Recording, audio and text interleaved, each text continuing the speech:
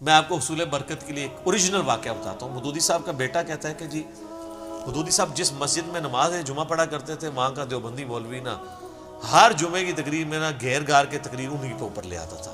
جس طرح مجھے بھی اس تکلیف سے گزرنا پڑتا ہے, میں پریکٹیکلی گزروں, باقی ایسا ہی ہوتا ہے. مجھے مولوی دیکھ لیتے تو وہ تقریر کا رخ بدل دیتے ہیں. تو اور کہتے ہیں مودودی صاحب پہلی صف میں بیٹھ کے تقریر سنتے رہتے تھے. کبھی انہوں نے نہ ان کے ماتھے پہ کبھی تیوری آئی, نہ کبھی غصہ آیا, نہ بھی کچھ.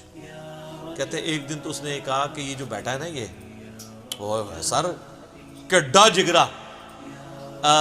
علماء جو اہل حق ہیں نا وہ کہتے ہیں کہ مودودی صاحب کا علم ان کے علم سے بھی زیادہ تھا. علم تو سر سنبھالا نہیں جا رہا. دنیا میں ایک انسان ہے, بلکہ میں کہتا ہوں اسلامک ہسٹری میں ایک انسان ہے جس کی ہر ٹاپک پہ آپ کو کوئی نہ کوئی بک ملے گی, جس کے مرنے کے بعد اس کی کتابیں پڑھ کے ہزاروں لوگ مسلمان ہو رہے ہیں. یہ ابو امینہ بلال فلپس مودودی صاحب کا ایک کتابچہ پڑھ کے مسلمان ہوا ہے, جس نے 10,000 امریکن فوجیوں کو مسلمان کیا ہے.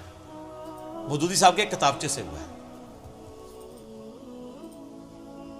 تو وہ کہتے ہیں کہ جناب اس مولوی نے کہا یہ جو بیٹھا ہوا ہے نا یہ مودودی, یہ مر جائے نا, اس کی قبر پہ جو گھاس اگے گی نا, جو بکری وہ گھاس کھا لے نا, اس بکری کا گوشت بھی حرام ہے.